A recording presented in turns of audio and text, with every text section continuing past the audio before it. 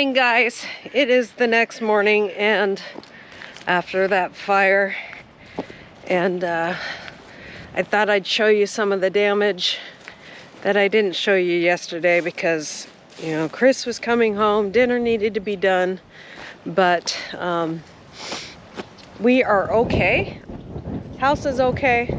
The only damage really is the grass and our fence right here that we keep around the garden to keep the dogs out. And I probably should turn it off. It burnt in the corner here. So I think this is where we had some boxes burn. In this area I didn't cut. It was just this long, dry grass. And so the fire started here. And thank God it didn't go that way, right? We would have lost all our beautiful, and we had broccoli for dinner. We would have lost our beautiful broccoli, like right there. And we are getting heads now, so we enjoyed our first broccoli from our garden. And chicken from our land this weekend. And it looks like we have some cilantro trying to come up with our cabbage. This is our cabbage here, and we have cabbage in here as well, lettuce. We're gonna take down these tomatoes real soon. I brought in a whole slew of tomatoes and they went rotten on me because, so don't do this. Learn from my example. Don't start a fire this time of year in Tennessee because it is our burn time of year. And then do not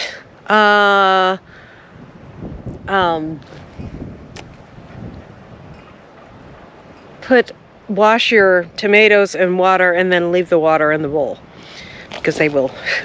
I forgot. I was in the middle of making salsa and I forgot that I had still water in the bowl because it wasn't up where I could see it. So this is what it did. So it burned this fencing. We have plenty of it. We have more posts. So not a huge loss, except I should get that pole out of the ground so that, and put it in a safe area so somebody doesn't hurt themselves on it.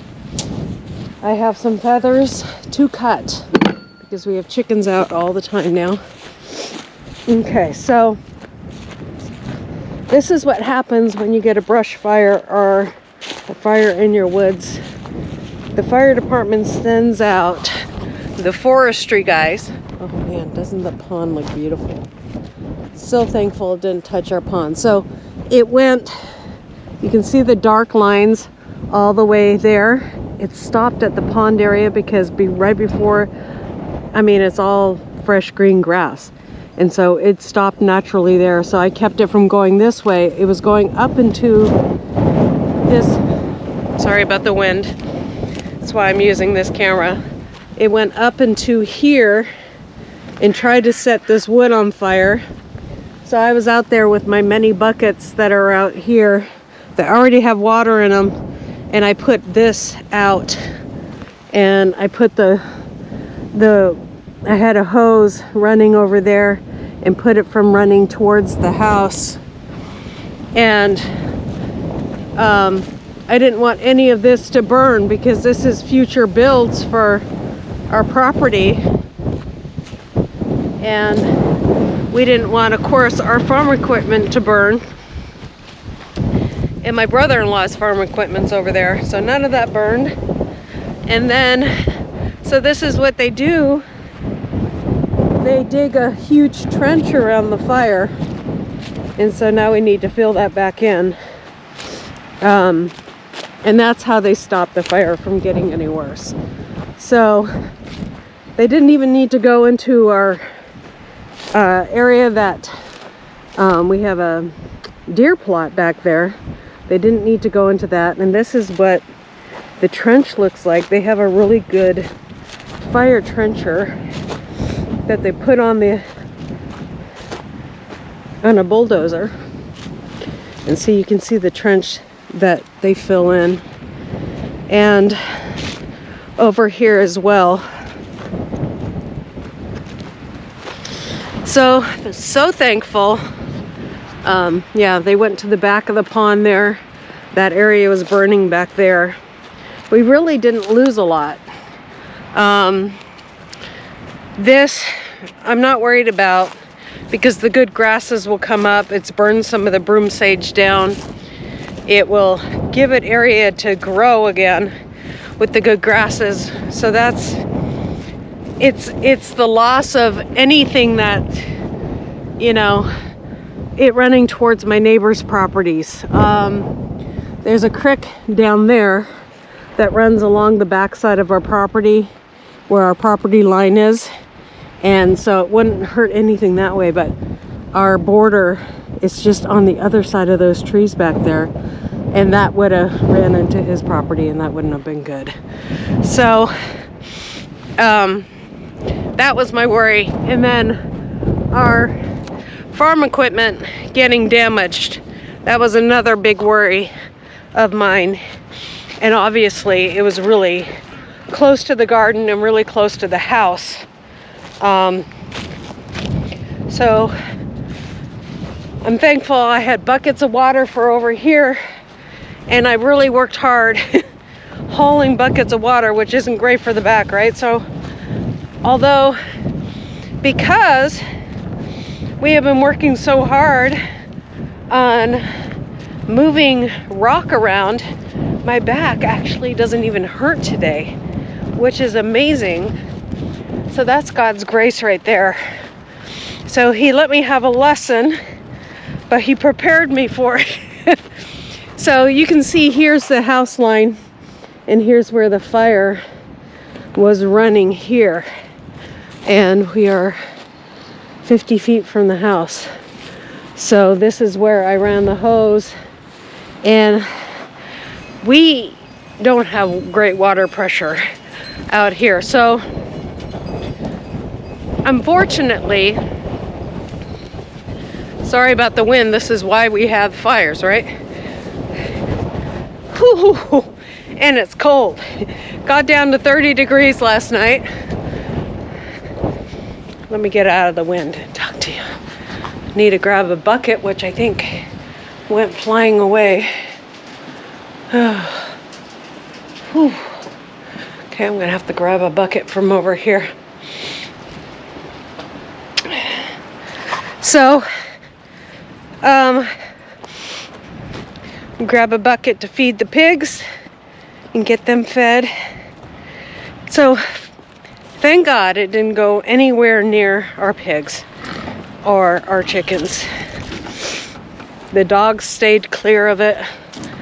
And so anyways, I thought I was totally out. So we're gonna get the pigs some food because they're hungry. So we've had a couple fires before with this broom sage before we got regular grass in. Kitty, kitty. Hi. Hi. I know. Tell me about it. Gotta feed you too, don't I? Make sure you got water. Yeah. Catch any mice today?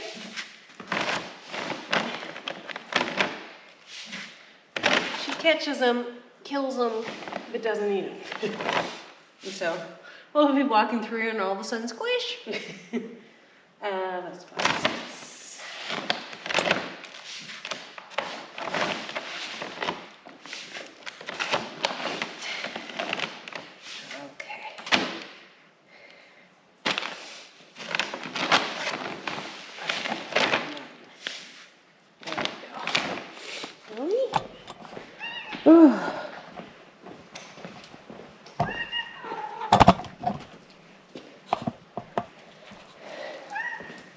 Baby. Are you still got food in there? Here's some water. You still got food? Yeah, I'll give you some lovin's. Some special lovin's. Oh, come here. Oh, my baby. Oh, you purring. You all purring. Yeah. You've become my sweet girl, haven't you? Now, I'm not a cat liker. I am now. I like this one, don't I? You're my sweetie. Yeah. Never really like how some people despise cats. I like them for their purpose. She has a job definitely on the property. And that's how Homestead runs. Every animal has a job. Our dogs don't have a great job except for security, which is an important thing on the Homestead. They really keep the place secure. And you, because we have dogs and other animals, we don't want to use poisons to take care of our mice. So we use a Millie, don't we? So you got an important job, Millie. Yes, you do. And you're getting quite fat. Yes, you were. But you're still catching the mice, so you're okay. You're okay. You don't have to eat them. No. They can go in the compost just like everything else. Norman, what are you trying to get into the pig feed over here? Come on, Norm.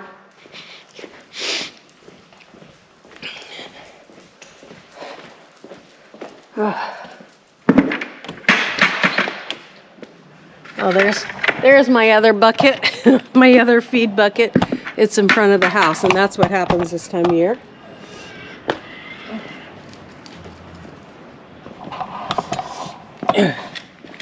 This is what Millie does for us, huh? Yeah. So I need to take care of that really quick. Mouser was probably trying to get into our grass seed, and that's what they do. They get into that grass seed. So, and of course the pig feed and all the other feed. They even get into the buckets that I leave on the patio to bring out here for the food. So, whew. It is a cold one this morning. It's feeling like winter here in Tennessee. Huh? You're foaming at the mouth. What's wrong with you? Huh?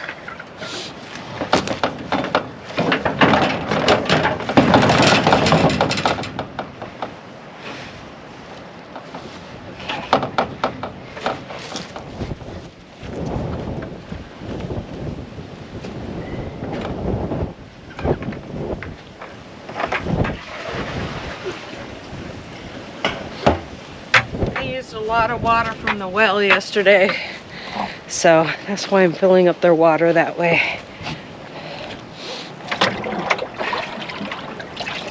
Just a little rain catchment off our roof. We catch it everywhere we can.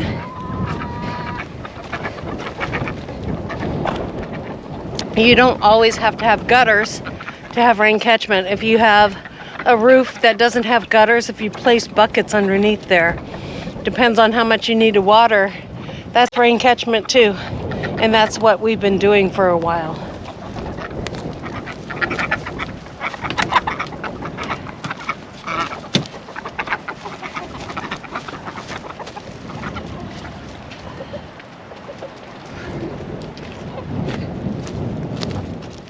See, they spread it out nicely in here. Woo! That wind shut the door real quick. Okay, plenty of eggs. This one they don't poop in. This one they do, and so that's why I have this heavy straw on this one. And we didn't plan to have it this way, but they don't go in that box. $100 and some, and they have never gone in there. They used to lay eggs up there all the time. They don't anymore, but the ducks like to go under something to lay, and that has been their spot. They go under the, usually, this corner has kind of been their spot too, so they did lay eggs in this corner without that over here. probably because chickens manure over here a lot. So I put that in there and they go under there and lay their eggs, and that's how they like to do it. So if you have ducks, if you want to encourage them to lay, that's a good way to do it. And then I'm going to get some out of this pond too. I need to totally clean out this pond, but not today. It's too cold.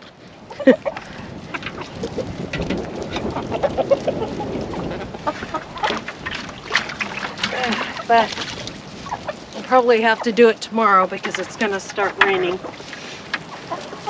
So I'll wait until this afternoon when I want to warm up.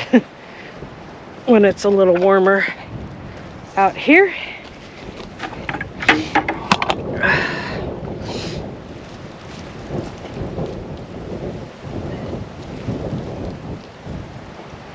Listen to our compost tea. Oh.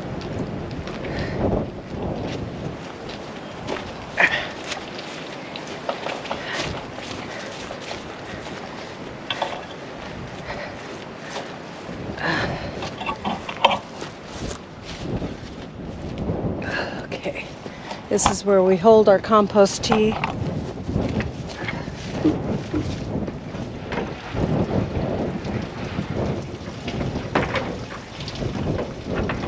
That's done. We'll rinse out this bucket. Another thing that we need to do real quick is just cover the manure of the pigs. We do that every day too with fresh wood chips.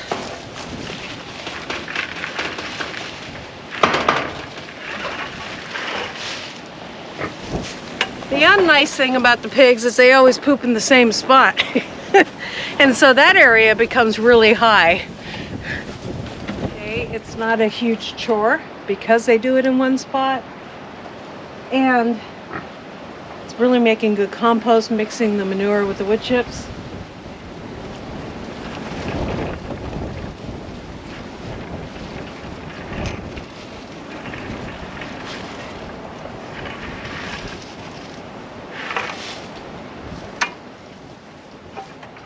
Buckets and we're done.